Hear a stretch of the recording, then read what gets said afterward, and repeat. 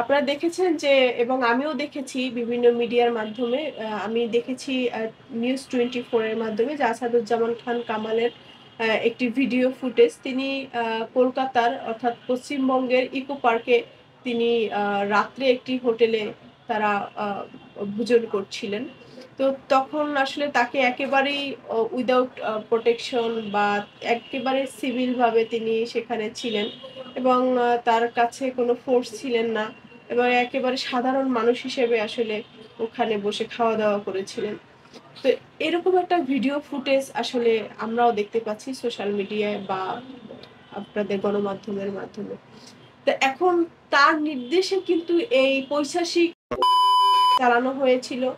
তার নির্দেশেই কিন্তু আ এই সাধারণ শিক্ষার্থীদের বুকে কিন্তু ছড়েছে। তার নির্দেশেই কিন্তু পুলিশ বাহিনী কিন্তু গুলি ছুড়তে বাধ্য হয়েছিল। এবং আপনারা আরেকটা ভিডিও দেখেছেন যে তিনি তাকে এক অফিসার বলছে যে, "স্যার একটা গুলি মারি একজন মরে, বাকিরা তো সরে না।" তো সমস্যা তো এই জায়গায়। তো উনি এটা দেখে খুব মানে বিরক্ত হচ্ছিলেন যে, বাকিরা কেন সরছে না বা বাকিরা কেন মরছে না?" একটা মানুষ মারা গেছে এটা নিয়ে উনার ভিতরে কোনো শোক তাপ নেই বা একটা ছাত্র মারা গেছে নিরপরাধ মানুষ। সে ব্যাপারে উনার কোনো রিগ্রেট ফিল হচ্ছে না। তো সেই জায়গা থেকে আসলে বলতে চাচ্ছি যে উনারা ছিলেন ফ্যাসিস্ট সরকারের মূল কালপ্রিট এবং মূল দোসর এবং উনারা হচ্ছে দাগী আসামি। এরা হচ্ছে টেররিস্ট। তো সেই জায়গা থেকে এই গভর্নমেন্ট আ তাদেরকে আসলে কিভাবে আ অন্য দেশে যাওয়ার সুযোগ দিল বা তারা কিভাবে সুযোগ নিল সেটি একটি রাজনৈতিক দলের কর্মী হিসেবে আমার প্রশ্ন। যে তারা কিভাবে কোন মাধ্যমে তারা অন্য দেশে পালায়ন করে এবং এদেরকে কেন ইন্টারপোলের মাধ্যমে ফিরিয়ে এনে দেশের মাটিতে কেন বিচারের মুখোমুখি করছে না? আজকে তারা এত হাজার, হাজার কোটি, কোটি টাকা তারা লোপাট করেছে। আজকে সেখানে তারা ইকো পার্কে এনজয় করছে। সেখানে অপু উকিল আছেন। তারপরে আরো অনেক তাদের আ সফরসঙ্গী দেখলাম সাথে আওয়ামী লীগের দোসর তাদেরকে দেখলাম সাথে।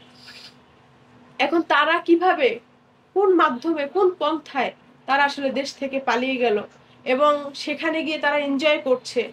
তাহলে তাদের ভিতরে তো কোনো সেই শাস্তির যেটা মানুষ অপরাধ করলে যেটা শাস্তির ব্যাপার থাকবে সেটা তো তৈরি হলো না। তো এই সরকারের প্রতি আমাদের আবেদন যে ইন্টারপোলের মাধ্যমে as soon as possible তাদেরকে সেখান থেকে ফিরিয়ে এনে এবং তাদেরকে জনসম্মুখে জনগণের মঞ্চে তাদেরকে বাংলার মানুষের কাছে, পৃথিবীর মানুষের কাছে এটি ইতিহাস তৈরি করা উচিত যে অপরাধ করলে অপরাধীদের শাস্তি হয় এবং সেটি খুব করুণভাবে হয়। তো এটি আসলে আমি বিস্মিত হচ্ছি যে আ তারা কিভাবে এত অপরাধ করার পরও কোন লাইনে, কোন মিডিয়ার মাধ্যমে কারা তাদেরকে দেশ থেকে পালানোর সহযোগিতা করলো এবং তারা কিভাবে সেখানে একেবারে প্রকাশ্যে ঘুরে বেড়াচ্ছে। তাহলে বাংলাদেশের সরকারের কাছে বাংলাদেশের জনগণকে আমি মনে করি তারা ইকো পার্কে বসে বৃদ্ধাঙ্গুলি দেখাচ্ছে যে আমরা পারি। আমাদের কাছে সব ক্ষমতা রয়েছে। তো সেই বিষয়টি আসলে আমরা বিচলিত হয়েছি। এতে শুধুমাত্র সাধারণ মানুষের যে মন খারাপ হয়েছে বা তারা যে কষ্ট পেয়েছে, অন্যায়ের প্রতিবাদ করছে তা কিন্তু না। আমি মনে করি দলমতের ঊর্ধ্বে হচ্ছে দেশ এবং মানুষ। তো যাদের মধ্যে ন্যূনতম মানবিকতা আছে, ন্যূনতম জ্ঞান আছে, মমতা আছে, ভালোবাসা আছে, দেশপ্রেম আছে, প্রত্যেকটা আমাদের সাথে অনেক আওয়ামী লীগের আ ছেলেপেলেরা আমাদের সাথে আন্দোলন করছে। অথচ বাবা-মামারা তারা আওয়ামী লীগের বড়, বড় নেতারা। কিন্তু তাদের সন্তান আমাদের সাথে আন্দোলন করেছে। তো সন্তান তো সে শিক্ষার্থী। সে তো কিছু করে না, কোন দল করে না। তো ওই শিক্ষার্থীকে সাপোর্ট দেওয়ার জন্য দেখা গেছে তারাও বাসা থেকে খাবার পাঠিয়েছে।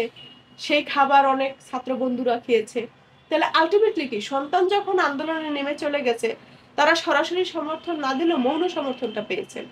তো তেমনটি বলেছেন সোহেল তাজ যথার্থই বলেছেন এবং সময় উপযোগী কথাই বলেছেন যে, "ভাইরে দেশের স্থাপনা আজ নেই কাল হবে। এটা পয়সা হলে ঠিক করা যায়। এর থেকে উন্নত মানের আ স্থাপনা তৈরি করা সম্ভব। কিন্তু এই পৃথিবীটা যদি আপনাকে লিখে দেওয়া হয়, আবু সাইদকে কি ফিরিয়ে আনা সম্ভব? মুগ্ধকে কি ফিরিয়ে আনা সম্ভব? আমাদের গণ অধিকার পরিষদের সকল নেতাকর্মী অঙ্গ সংগঠনে মিলে আমাদের মোট ১২ জন শহীদ হয়েছে। আমি পৃথিবীর সব লিখে দিব আপনাদেরকে। কিন্তু আপনারা কি পারবেন আমার ১২ জন ভাইকে ফিরে দেওয়ার জন্য? এটা তো সম্ভব না। একটা মানুষের জীবন সবকিছুর ঊর্ধ্বে। এই পৃথিবীর যত সম্পদ রয়েছে, যত খনিজ সম্পদ, পার্থিব সম্পদ রয়েছে, সবকিছুর ঊর্ধ্বে হয়েছে একটা মানুষ এবং মানুষের জীবন। মানুষের জীবনকে কেন্দ্র করে এই সমাজ, এই স্থাপনা, এত আ রঙ্গবিলাস, এত কিছু, এত আয়োজন, এত সমাজ ব্যবস্থায়, এত সংস্কার, এত কিছু শুধু একটা মানুষেরকে কেন্দ্র করে। সেই মানুষটাকে আপনি মেরে ফেলে আপনি কি প্রতিষ্ঠা করতে চাচ্ছেন? তো যার কারণে ঘৃণায়, রাগে, দুঃখে সোহেল তাজের এমন উক্তিটি করেছেন।